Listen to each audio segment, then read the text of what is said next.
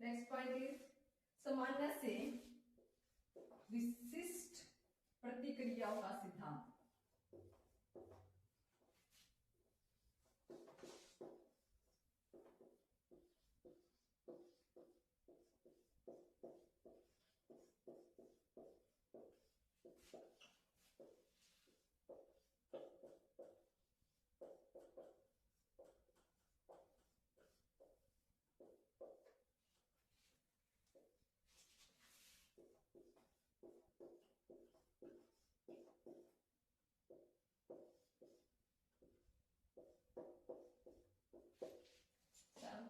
सामान्य से विशिष्ट प्रतिक्रियाओं का सिद्धांत। ये सिद्धांत क्या कहता है कि किसी बच्चे में आप देखोगे जैसे जैसे बच्चों का ग्रोथ होगा यानी बच्चों का विकास होगा तो पहले तो नॉर्मल एक्टिविटी करेंगे तो जर्नल सिम्पली होगी, फिर उसके बाद धीरे धीरे उसकी ग्रोथ होगी, चीजों को अंडरस्टैंड करेगा, इमोशनली स्ट्रॉन्ग होगा, मेंटली स्ट्रॉन्ग होगा, वो स्पेशल एक्टिविटी करने लगा। स्पेशल से जैसे कि पहले अगर छोटा बच्चा है उसको कोई चीज चाहिए तो सिर्फ क्या करेगा, हैंड से मूवमेंट करेगा कि मुझे दो, सिर्फ हाथ से उसका इशारा आप इस तरह देखेंगे।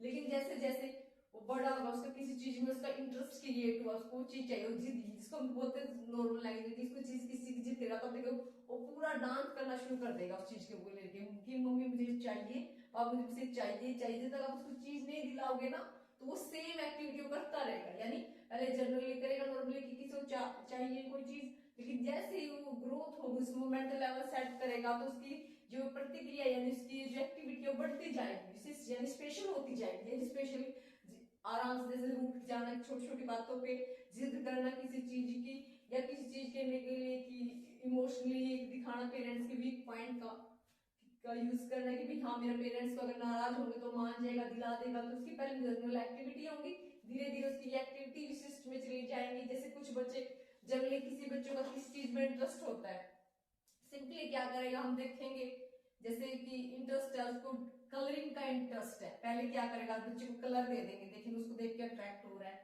ये धीरे धीरे उसने क्या किया कलर कैसे फैलाना शुरू कर दिया, कोई भी प्रिंट आउट बनाना शुरू कर दिया। जैसे जैसे उसमें ग्रोथ होगी बच्चे का विकास हो रहा है तो उस कलर का और आप बेटर यूज देखेंगे, यानी उसकी जनरल एक्टिविटी से क्या चली गई स्पेशल हुई, जिसको हम स्पेशल बोल रहे हैं। तो ये हो गया 7th पॉइंट। ये अब ये सिद्धांत कह रहा है कि बच्चा धीरे धीरे जैसे जैसे बच्चे में ग्रोथ हो रही है उसका विकास हो रहा है तो उसकी एक्टिविटी स्पेशल जो नॉर्मल एक्टिविटी से स्पेशल हो रही है, कुछ स्पेशल चेंज हो रहा है उसके इंटरेस्ट से, उसके मेंटल लेवल से बढ़ता हुआ जा रहा है। ठीक है, ये पॉइंट क्लियर है आप सबका। नेक्स्ट पॉइंट की ओर बढ़ते हैं, लास्ट है जो इसका 8th पॉइंट।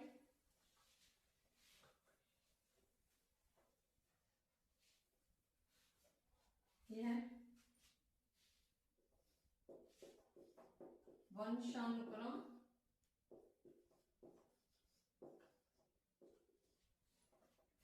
वह वातावरण के मध्य है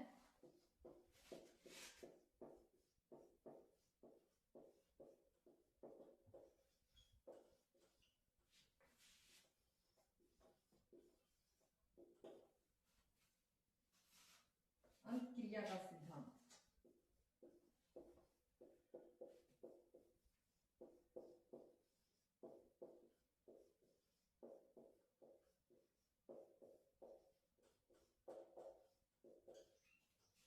लास्ट सिद्धांत है कहता वंशानुक्रम।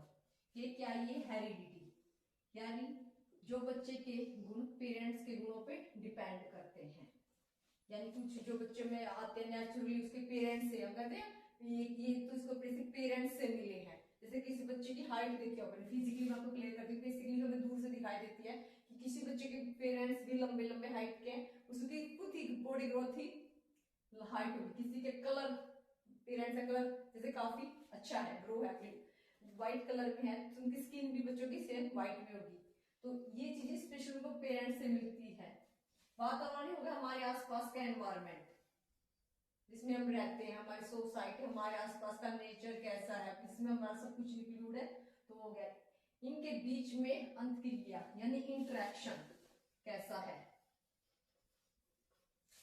इंटरेक्शन उनके पेरेंट्स से लेकर हेरिडिटी का और एनवायरमेंट के बीच का जो इंटरेक्शन है वो बच्चे के विकास पे डिपेंड करेगा। अगर इनका इंटरेक्शन अच्छा नहीं है दोनों का तो बच्चे का विकास ये लगा लो कि होगा ही नहीं। तो ये दोनों बच्चे के विकास को इफेक्ट करते हैं। उसका प्रॉपर सिद्धांत क्या कहता है, अगर इनके बीच में इंटरेक्शन है तो बच्चे का विकास है। तो इस पॉइंट को आगे मैं आपको और डीपली अच्छे से एक्सप्लेन करूंगी, क्योंकि बच्चे का विकास इन दोनों पॉइंट पे ही डिपेंड है काफी। इसको क्या कहते हैं, इसको दूसरी भाषा में कि वंशा अनुक्रम और वातावरण को बच्चे के विकास का आधार माना जाता है। कि बच्चे का विकास अगर हो रहा है तो उसका आधार ये दोनों चीज है। ये तो उसके पेरेंट्स से रिलेटेड, ये होगा उसके एनवायरमेंट से रिलेटेड, ये दोनों मिलके ही बच्चे के विकास को बढ़ाते हैं। ठीक है, तो विकास के जो बाल विकास के सिद्धांत है सारे क्लेरिफाई हो गए। तो नेक्स्ट क्लास में हम इसके करेंगे अच्छे से इसको एक्सप्लेन कि बच्चे के वंशानुकार और वातावरण को कैसे बच्चे के विकास का आधार है। विकास का आधार, यहाँ पे हम बात करें बाल विकास की, तो जो भी बाल का विकास हो रहा है तो इस विकास का आधार क्या चीज रहेगी, तो आज हम उसकी बात करेंगे। तो हमारा टॉपिक है विकास का आधार।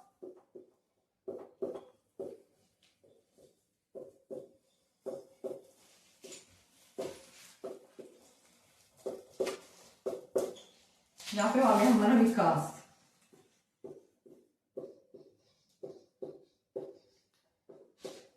ये हमारा विकास, बच्चे का विकास है, इस पर डिपेंड करेगा। सबसे पहले ये डिपेंड करेगा वंशानुक्रम, इसको हम बोलते हैं हेरिडिटी।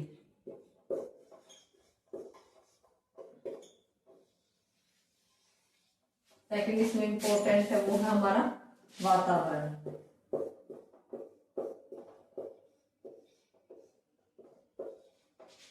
लास्ट सिद्धांत में हमने पढ़ा था कि इन दोनों का आपस में इंटरेक्शन होना चाहिए।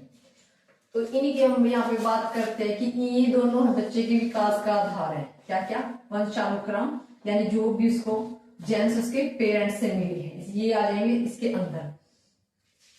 सेकंड है एनवायरमेंट, उसका वातावरण क्या रहेगा। एक बच्चे की डेवलपमेंट है, इन दो चीजों पे डिपेंड करेगी।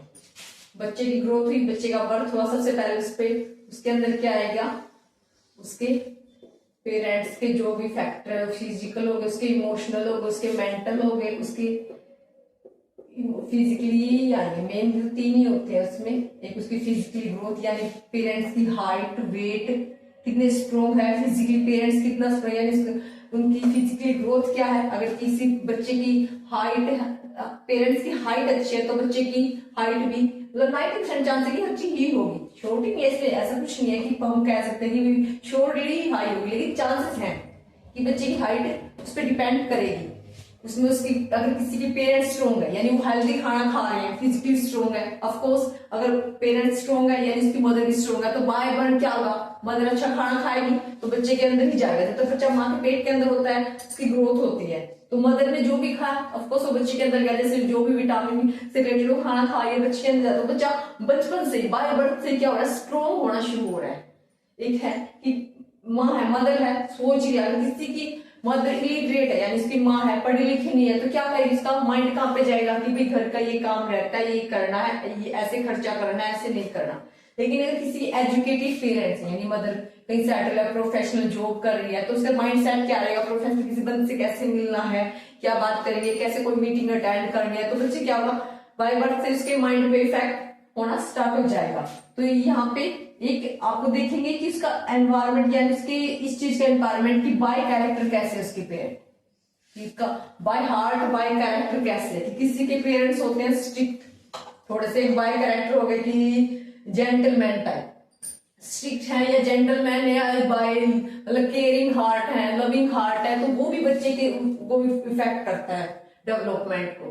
किसी के बच्चे दयालु, किसी पेरेंट्स ज्यादा दयालु है तो बच्चा बाय बर्थ ही थोड़ा सा दूसरों को लेके शेयरिंग ये चीजें सीख रहेगा है, उसको बाय बर्थ है, क्योंकि माइंड जो मदर का माइंड सेट है वो बच्चे को अंदर जाके इफेक्ट करेगा। एक बच्चा पे अब जैसे हम देखा हुआ नॉर्मली हमारे जो बड़ी दादी वगैरह कहते हैं कि जो तुम सोचोगी वही भी बच्चे पे सोचेगा। हमें जो लेडी प्रेग्नेंट होती है स्पेशली उसको क्या बोलते हैं कि अच्छा खाओ वरना बच्चा भूखा रह जाएगा, क्योंकि जो तुम्हारे दिमाग में असर होगा तो क्या बोलते हैं कि स्ट्रेस ना ले, सीधा इफेक्ट बच्चे पे। तो अगर पेरेंट्स खुश रहेंगे, मतलब मदर खुश रहेगी तो ही बच्चा खुश रहेगा। तो यहाँ पे हमारे ये मनोवैज्ञानिक को कहना है कि 90% चांस होते हैं बच्चों का ज्यादातर ना इस पे डिपेंड करता है हेरिडिटी पे, जैसे पेरेंट्स का आईक्यू लेवल हो गया, उनका उनकी फिजिकल ग्रोथ हो गई, उनका माइंड सेट हो गया, इमोशनली कितने स्ट्रॉन्ग है पेरेंट्स, ये हो गया। तो ये चीजें उस पर डिपेंड करते हैं, क्योंकि ये हो गया कि विकास के पहले उसके बच्चे की बर्थ हुआ, उसके बाद ये, तो उसके बाद आएगा एनवायरमेंट, उसके बच्चे के विकास के ऊपर हो गया एनवायरमेंट। एनवायरमेंट में हम सिर्फ कह सकते हैं कि अलग अलग राइटरों ने अपनी अलग अलग राय दी है। एनवायरमेंट में हम बेसिकली एनवायरमेंट किसको बोलेंगे, हमारे आसपास की सोसाइटी है एनवायरमेंट। इससे आप सिर्फ इस पे ना जाए कि पेड़ पौधे हवा वायु जल ही एनवायरमेंट है। यहाँ पे एनवायरमेंट सिर्फ हम किसी वनस्पति की बात नहीं कर रहे, एनवायरमेंट है उसकी सोसाइटी, उसका कल्चर, उसके रिलेटिव समझ रहे हो आप, सिर्फ यानी उसकी हेरिडिटी को छोड़ के जो भी उसके आसपास है उसको इफेक्ट कर रहा है, उसके इवन उसके नेबरहुड, उसका स्कूल, उसका कल्चर, ये सारी चीजें ही एनवायरमेंट है। इन्वायरमेंट से सिर्फ कुछ बच्चे ऐसे सोच लेते कि एनवायरमेंट हो गया कि भी पेड़ पौधे ऑक्सीजन, ये नहीं, सिर्फ इसको छोड़ के कि बाय बर्थ उसके पेरेंट्स का जो उसको जीन्स मिले उनको छोड़ के जो भी इस बच्चे को इफेक्ट कर रहा है वो क्या हो गया हमारा एनवायरमेंट। तो इस एनवायरमेंट का अलग अलग तरीके से बच्चे की ग्रोथ पे अलग अलग तरीके से इफेक्ट पड़ता है। तो इन दोनों पॉइंट को इसलिए ही इसका विकास का आधार कहा गया है। एनवायरमेंट से हम लगा लो कि कोई किसी बच्चे के पेरेंट्स है पहाड़ी इलाके में रहते हैं, तो आप देखना हेरिडिटी से दोनों चीज इफेक्ट करेगी उसमें। पेरेंट्स क्या हुआ ठंडे एरिया में आप देखना, तो पेरेंट्स की जो बाय नेचर इस बच्चे के देखना आप बाय बर्थ से देखो ठंडे एनवायरमेंट में बर्थ हुआ, लेकिन बच्चों को अचानक से गर्मी वाले एनवायरमेंट में ले गए, कई बार क्या होता है बच्चों को एलर्जी होना स्टार्ट हो जाती है। तो इफेक्ट किया ना कि पेरेंट्स का एनवायरमेंट कूल प्लेस था, उसको हम उसके गर्म प्लेस में ले आए हैं जहाँ पे गर्मी ज्यादा है, तो उसको इफेक्ट करे। तो ये दोनों चीज उसकी डिपेंड कर रही है कि उसके ग्रोथ, उसके डेवलपमेंट पे, एक दूसरे से कनेक्ट है। अगर इनके बीच में ये इंटरेक्शन अच्छा नहीं होगा तो उसकी बच्चे की ग्रोथ भी बिल्कुल अच्छी नहीं होगी, ना ही वो अच्छे से डेवलप हो पाएगा। तो एनवायरमेंट की ओर हम चलते हैं, हमारी जिसमें कल्चर, सोसाइटी, एजुकेशन, स्कूल्स, ये चीजें भी इनको इंक्लूड करेंगे। इसको आप देखेंगे कर्म के अनुसार देख सकते हैं, मैं आपको और क्लियर करती हूँ। यहाँ पे मैं एनवायरमेंट की बात कर रही थी, एनवायरमेंट को मैं अच्छे से आपको डिफाइन करती हूँ इन दो के हिसाब से। इन दोनों का क्या कहना है, वुडवर्थ ने यहाँ पे क्या कहा है और एनएसटीज ने यहाँ पे क्या कहा है। जो वुडवर्थ है मनोवैज्ञानिक को क्या कहना है, इन्होंने कहा है कि बाय बर्थ मतलब जन्म से ही बच्चे को जो चीजें इफेक्ट कर रही है, प्रभावित कर रही है, वही है एनवायरमेंट। यानी जिन चीजों ने बच्चे को इफेक्ट करना शुरू, प्रभावित करना शुरू कर दिया, वो सब हमारा क्या हो गया एनवायरमेंट। उसमें आप सभी चीजों को इंक्लूड कर सकते हैं, जिसमें हमारी सोसाइटी आ गई, पेड़ पौधे जिसको आप बोल सकते हैं, कल्चर हमारा, और स्कूलिंग, हर एक चीज। कहने का मतलब है कि हर एक चीज जो इसमें इंक्लूड हो गई, मतलब उसको जो इफेक्ट कर रही है वही चीज क्या है हमारी एनवायरमेंट। एनएसटी से क्या कहते हैं, ये कह रहे हैं कि जीन्स को छोड़कर, यानी जो पेरेंट्स है बच्चे को जीन्स मिले हैं, उनके अलावा जो भी रह गया ना वो सब क्या है एनवायरमेंट है।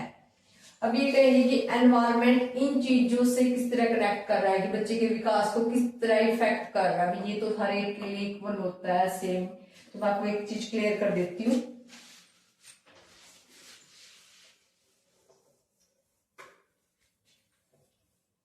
यहाँ पे दो बच्चे लेंगे हम, एक बच्चा एक्स है, एक बच्चा वाई, ठीक है। इसका बर्थ गांव में हुआ,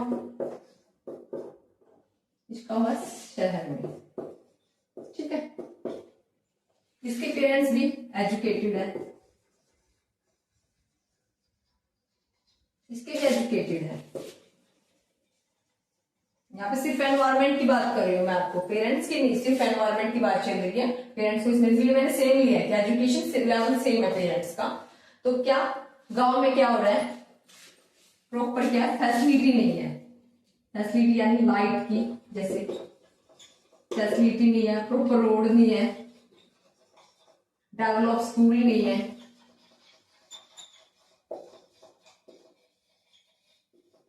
स्कूल नहीं है। लैंग्वेज इशू, स्पेशली जो बच्चों को आजकल देखते हैं हम, लैंग्वेज इशू, जैसे कि हमारी लैंग्वेज कौन सी है गांव के अंदर, ठीक है। अब शहर के बच्चे की तरफ हम बढ़ेंगे, ठीक है। उस पे वहां पे क्या है, प्रॉपर अच्छी लैंग्वेज होगी, ठीक है। स्कूलिंग अच्छा होगा, आसपास नियर बाय अच्छे स्कूल मिल जाएंगे, रोड अच्छे होंगे, लाइट की फैसिलिटी होगी, ठीक है। जी है इनकी पेरेंट्स क्या है, एनवायरमेंट घर का अच्छा रख रहे हैं, प्रॉपर एजुकेटेड है, घर का एनवायरमेंट प्रॉपर रखा, लेकिन बच्चों क्या हो रहा है, लाइटिंग नहीं है गांव में प्रॉपर, वही सेम उस पे माइंड पे इफेक्ट हो रहा है, बच्चा अच्छे से खेल नहीं पा रहा, कूद नहीं पा रहा, पढ़ नहीं पा रहा, रोड कहीं इधर उधर जाना है बच्चे को, प्रॉपर फैसिलिटी नहीं है रोड की, ठीक है।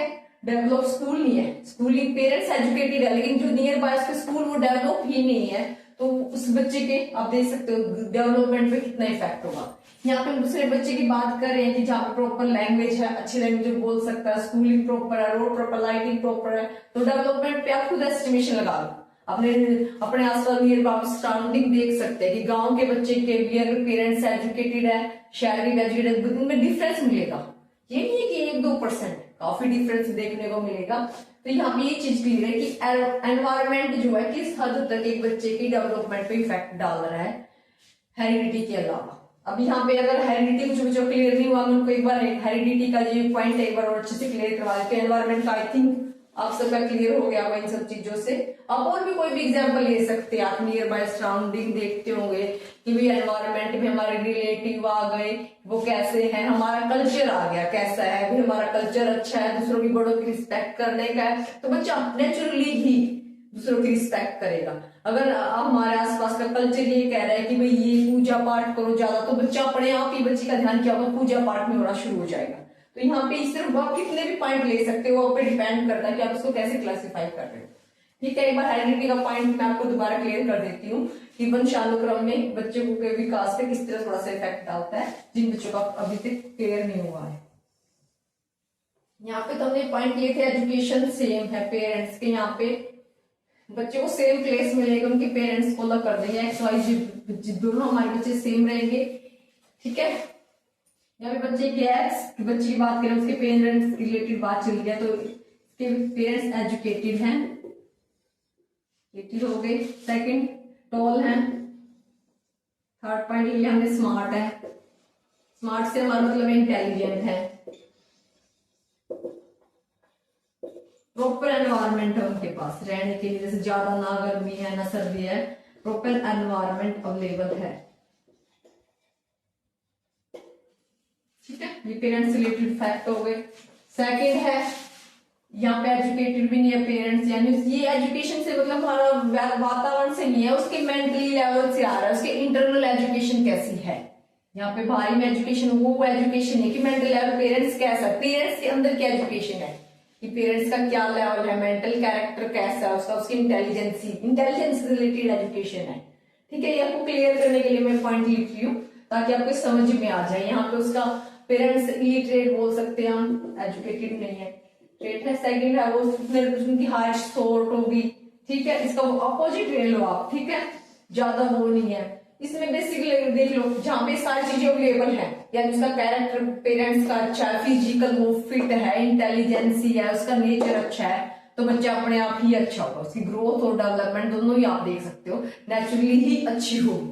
अब सेकंड की तरफ जाए जहाँ पे चीजें अच्छे से अवेलेबल नहीं है, एनवायरमेंट नहीं है, पेरेंट्स को ये नहीं है, मदर की थिंकिंग कैसी भी चल रही है, वो इसकी ग्रोथ और डेवलपमेंट में प्रॉपर नेगेटिव इफेक्ट डालेंगे, बच्चे ग्रोथ नहीं हो पाएगी, ना मदर का अच्छे से खाना है ना पीना है, ना मदर अच्छे से एजुकेट, ना उसकी थिंकिंग पावर अच्छी है, तो बच्चे के माइंड में ऑफकोर्स डालेगी, तो बच्चा अच्छे से डेवलप नहीं हो पाएगा।